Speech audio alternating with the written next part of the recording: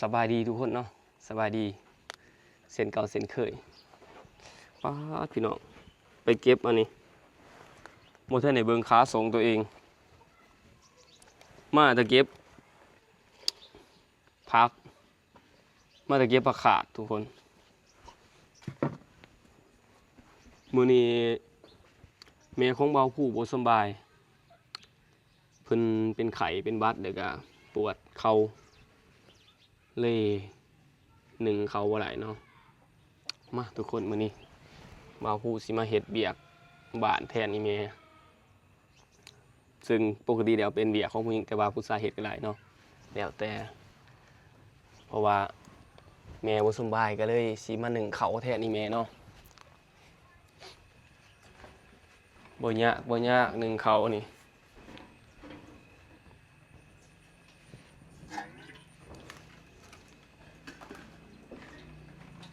ผมก็มาไว้ข้างนอกก่อน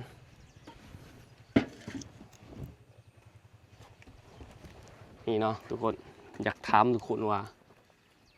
อันนี้ทั้งฟังไทยนี่เอิ้นคือกันอยู่บ่เนาะเอิ้นเหมือนกันอยู่บ่อันนี้อยู่บ้านเอิ้นหวดแต่ว่าแต่ละหม่องแต่ละบ่อนนี่เอิ้นบ่คือกันสิมาลังไฟก่อนอื่นบ่เว้า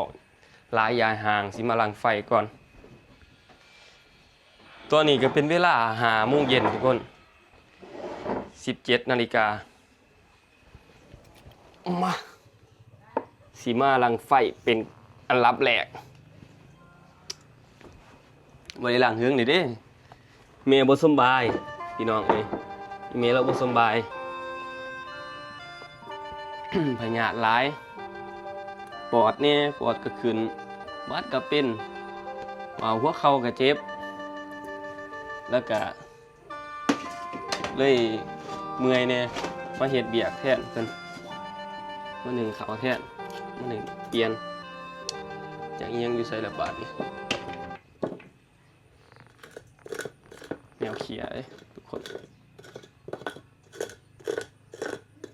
ไปเก็บพักมากสิมาให้อีเมลแล้วออมให้กินเบาผู้กับออมเป็นอยู่แต่ว่ามันสิแสบหรือบ่หูเนาะแต่ว่าให้อีเมลแล้วเฮ็ดเนี่ย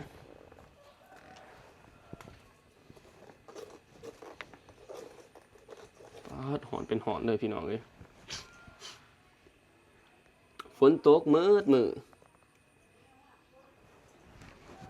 แต่ว่า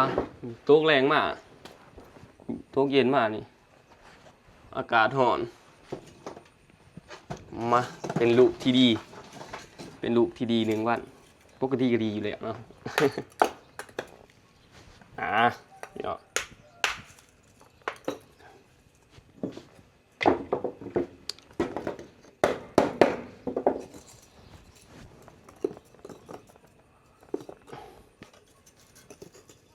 เพิ่นบ่สบาย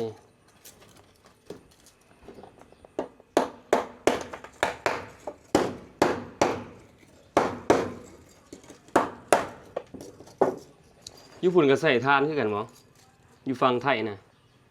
อยู่บ้านเจ้าก็ใส่ทานคือกันบ่อยู่นี่ใส่ทานเด้อมือลำเด้อมือลำเนี่ยพี่น้องเอ้ย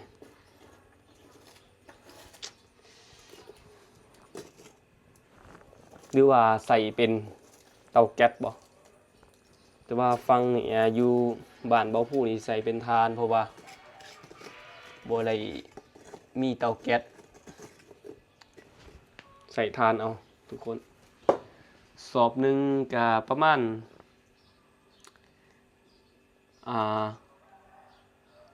50 บาทถ้าว่าตีเป็นเงินบาทตีเป็นเงินไทย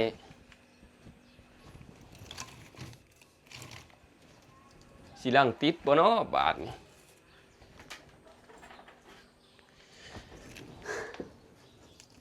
ใส่ยางเอาพี่น้องดิใส่ยางพัดลมเก่า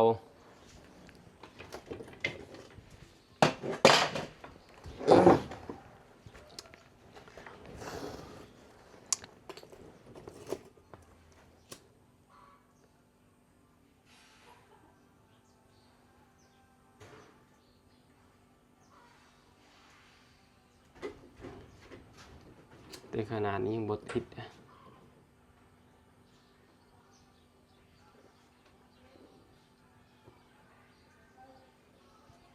หอนเป็นหอนด้วย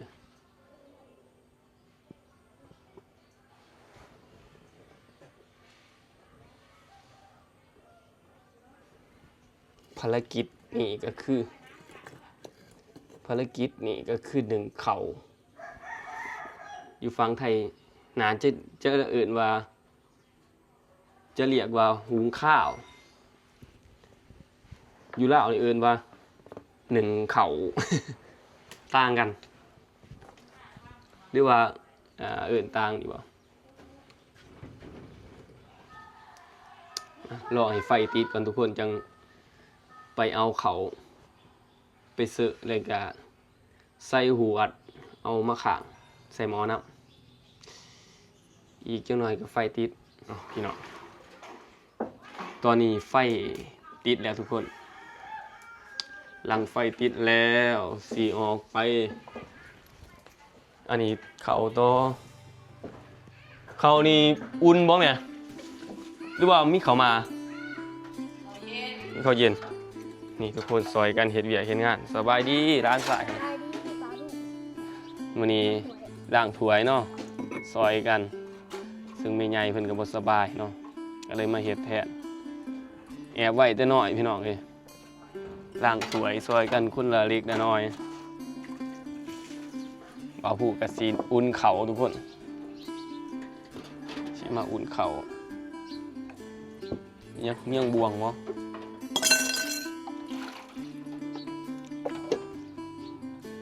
ซึ่งร้านใส่ก็ล่างถ้วยพี่น้องเอ้ยซอยกันคนละเล็กละน้อย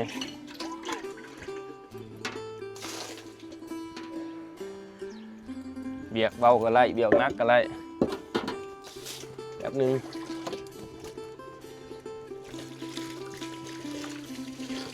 อุ่นเข่าทุกคนว่าแต่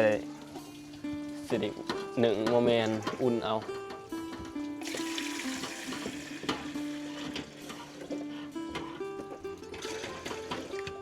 ขั้นว่าอุ่นนี่เป็นเขา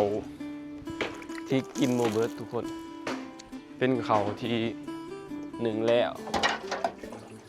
ก็เลยจะมาเดินมาอุ่นเขา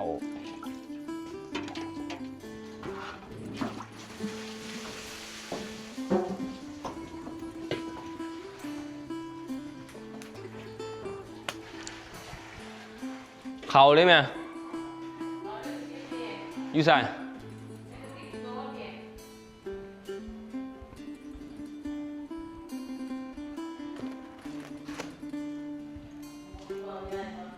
อุ่นเบิร์ดนี่หรอ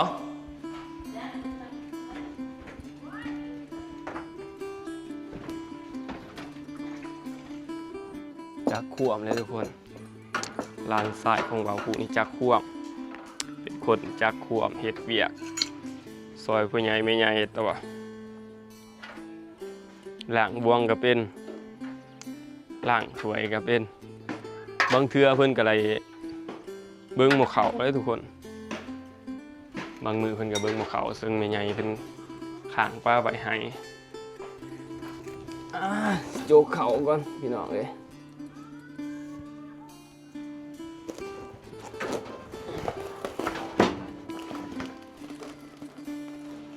อุ่นซ้ำกินว่าซะมี3คนตอนนี้ยังเหลือ3คนเพราะว่าพอของเบาผู้ก็ไปหับซื้อของเก่าอยู่ลงไปไต่แล้วพี่น้องเลยคันว่าพี่สาวก็ไป2-3 อาทิตย์แล้วไปซื้อเล็กอยู่ไต่ไปหับซื้อของเก่าอยู่ไต่ไปเซาบ้านเขาอยู่เพราะว่ามันจะไก่บนรับซื้อแต่ละหมู่บ้านขี่รถรับซื้อแบบอยู่ฝั่งไทยตัวพี่น้องเลยแต่ว่าจะขี่เป็นรถไทยขี่รถแตกๆนะสำนี้คือสิพอกินดีหรอกเนาะ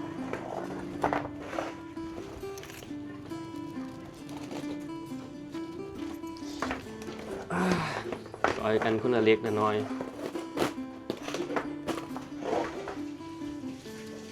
ล้างแล้วหรือบ่ ฝึกแอบใหม่ซ้อมไว้ซ้อมไว้เดี๋ยวอย่างตัวหันเด้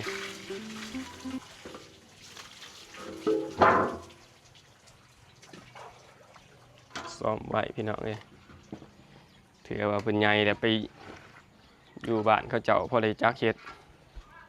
จักล้างถ้วยล้างบวงแอบไว้แต่น้อยเดี๋ยวดีอายุเขาก็เลย9 ปีทุกคน